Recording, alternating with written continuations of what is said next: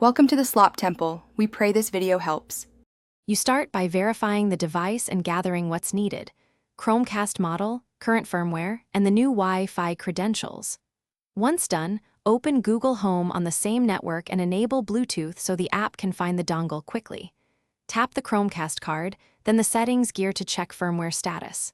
Next, choose Setup or Update Network. This begins the reconfiguration. I explain why each step matters, so you avoid connectivity loops and speed up the handoff from old router to new. Now you execute the network change itself.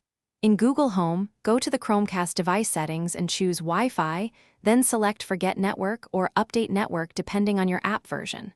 Follow the prompts to pick the new SSID and input the password precisely.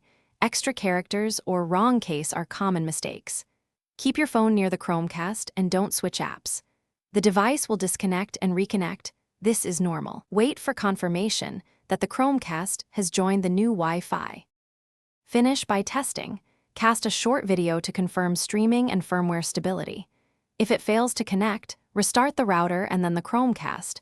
Wait 30 seconds between reboots to clear DHCP leases. If you still can't connect, perform a factory reset on the Chromecast and redo the setup so it receives a fresh configuration. One key tip: when stuck, check router settings for client isolation or MAC filtering. Disabling those temporarily often resolves stubborn connection problems quickly. Thanks for watching. Consider subscribing if we helped you.